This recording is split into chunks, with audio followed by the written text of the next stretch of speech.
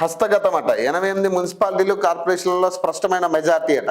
34 స్థానాల్లో హంగా, అప్పుడే జోరుగా జంపింగ్లట. 17 మున్సిపాలిటీలో బీఆర్ఎస్ గెలుపట. మున్సిపాలిటీలో ఓటర్లు కాంగ్రెస్ పార్టీకి పట్టం కట్టారు. కాంగ్రెస్ హవా కొనసాగింది. కార్పొరేషన్లోనూ కాంగ్రెస్ హవా కొనసాగింది.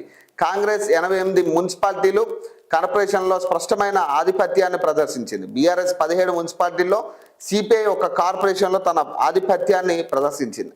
నిజామాబాద్, కరీంనగర్ 2 కార్పొరేషన్లో బీజేపీ అత్యధిక స్థానాలు సాధించి మిగిలిన పార్టీల కంటే ముందు నిలిచింది. పురపాలక, నగరపాలక ఎన్నికల్లో రాష్ట్రంలోని ఓటర్లు కాంగ్రెస్కు జై కొట్టారు. రాష్ట్రంలో 116 మున్సిపాలిటీలు, 7 కార్పొరేషన్లు ఎన్నికల ఫలితాలు వెలువడ్డాయి. ఇందులో 88 స్థానాల్లో కాంగ్రెస్ స్పష్టమైన ఆధిక్యత సాధించింది. 7 కార్పొరేషన్లకు ఎన్నికలు జరిగితే 4 చోట్ల కాంగ్రెస్ స్పష్టమైన ఆధిక్యాన్ని ప్రదర్శించింది. కొత్తగూడెం కార్పొరేషన్లోనూ మొత్తం 60 వార్డుల్లో కాంగ్రెస్ 22 సీట్లు గెలుచుకుంది. మిత్రపక్షంగా ఉన్న సిపిఐ 29 సీట్లు గెలుచుకుంది. మిగతా పార్టీలు, ఇండిపెండెంట్లు కలిసి మిగతా స్థానాలు గెలుచుకున్నాయి. మున్సిపాలిటీలో ఇప్పటి వరకు వచ్చిన ఫలితాల ప్రకారం 116 మున్సిపాలిటీలో 83 కాంగ్రెస్ పార్టీ కైవసం చేసుకుంది. 16 సీట్లలో బీఆర్ఎస్, 2 చోట్ల బీజేపీ అంటే ఆదిలాబాద్, నారాయణపేటలో బీజేపీ గెలుచుకుంది. 2 చోట్ల ఇతర పార్టీలు Bhainsa, MIM, Vaddepalli, all India forward bloc ఆధిక్యతలో ఉన్నాయి. గ్రేటర్ హైదరాబాద్, వరంగల్, ఖమ్మంలో ఈ ఎన్నికలు జరగలేదు. రాష్ట్రంలో ఎన్నికలు జరిగిన దాదాపు 81 అసెంబ్లీ నియోజకవర్గాల పరిధిలో ఏకంగా 68 నియోజకవర్గాల్లో ప్రజలు కాంగ్రెస్ పార్టీకి బ్రహ్మరథం పట్టారు. వార్డుల వారీగా పరిశీలిస్తే 2996 వార్డు డివిజన్లకు ఎన్నికలు జరగ్గా 1 వార్డు ఎన్నిక వాయిదా పడింది. మిగిలిన వాటిలో 14 చోట్ల ఏకగ్రీవంగా ఎన్నికయ్యారు. 2981 వాటికి ఎన్నికలు జరగ్గా మొత్తంగా ఏకగ్రీవమైన వాటిలో కలిపితే రాత్రి 12 గంటల వరకు అందిన సమాచారం ప్రకారం పార్టీల వారీగా Congress party 1536, BRS 777, BJP 333, MIM 70 స్థానాల్లో గెలుపొందాయి. 3 వారాలుగా సాగిన మున్సిపల్ ఎన్నికల ప్రక్రియ ఓట్ల లెక్కింపుతో కీలక ఘట్టం ముగిసింది. ఫలితాలను పార్టీలు, అభ్యర్థులు, ఎంపీలు, ఎమ్మెల్యేలు విశ్లేషించుకుంటున్నారు.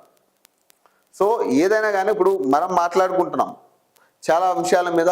కాంగ్రెస్ పార్టీ ఫెయిల్ అవుతా ఉంది, 6 గ్యారంటీలో ఫెయిల్ అయింది, ప్రజలు వ్యతిరేకిస్తూ ఉన్నారు కాంగ్రెస్ పార్టీని అని మనం మాట్లాడుకుంటా ఉన్నాం. ప్రతిరోజు దాని గురించి ప్రతి సమస్య, ఏదో ఒక సమస్య పేపర్లో కనపడతానే ఉంది మనకి. రైతులు కావచ్చు, రిటైర్ ఎంప్లాయీస్ కావచ్చు, లేదా మహిళల విషయంలో అవ్వచ్చు, లేదా ఇంకొక విషయమైన ప్రతి విషయంలో కూడా ఆ సమస్యలు ప్రతిరోజు కనపడతా ఉన్నాయి. కాంగ్రెస్ పార్టీ వైఫల్యం చెందిందని క్లియర్గా కనపడతా ఉంది. కానీ ఈ నేపథ్యంలో ఈ రిజల్ట్ ఆల్రెడీ కాంగ్రెస్ పార్టీ గెలుపొందబోతుంది అనేది మనం ఎక్స్పెక్ట్ చేసిన మాటే. నేను నిన్న కూడా మార్నింగ్ లైవ్లో నేను అదే చెప్పడం జరిగింది. అధికార పార్టీకి చాలా అవకాశాలు ఉంటాయి. సో ఒక పక్క అధికారం చేతిలో ఉంటుంది, అధికారుల చేతిలో ఉంటారు కాబట్టి చట్ట ప్రకారం కాకపోయినా చట్ట వ్యతిరేకంగా కూడా ఇన్వాల్వ్ చేసే పరిస్థితి ఉంటుంది. కాబట్టి ఈ రకంగా గెలుపు అనేది అధికార పార్టీకి ఉంటుంది. కానీ చాలా మెజారిటీ ఆఫ్ స్థానాల్లో దాదాపు 68 స్థానాలంటే 81 అసెంబ్లీ స్థానాల్లో అసెంబ్లీ నియోజకవర్గాల్లో ఎన్నికలు అయితే 68 నియోజకవర్గాల్లో కాంగ్రెస్ పార్టీ గెలవడం అనేది చాలా అనూహ్యం, చాలా రేర్గా జరిగిన ఇష్యూ ఇది.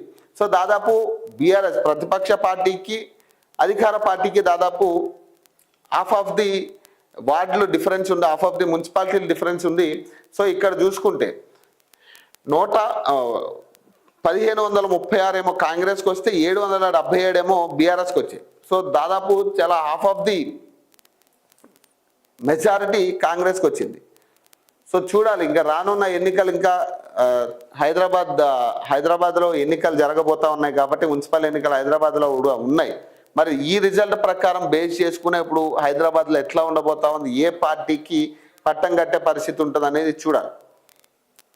సో గ్రేటర్ హైదరాబాద్ కావచ్చు, వరంగల్ కావచ్చు, ఖమ్మంలో కావచ్చు ఈ ఎన్నికలు జరగలేదు కాబట్టి ఈ 3 చోట్ల కూడా రాబోయే రోజుల్లో ఎన్నికలు ఉన్నప్పటికీ దీని ఎఫెక్ట్ ఇప్పుడు దీని రిజల్ట్ బట్టి చూస్తే ప్రజలు మళ్ళీ కాంగ్రెస్ పార్టీకే పట్టం కట్టే పరిస్థితి ఉంటుందా అనే ఆలోచన వస్తూ ఉంది. ఎందుకంటే ఒక పక్క నెగిటివ్ అనేది క్లియర్గా కనపడుతున్నప్పటికీ కూడా ప్రజలు ఎందుకు కాంగ్రెస్ పార్టీతో కలిసి నడుస్తున్నారు అనేది తెలియాలి.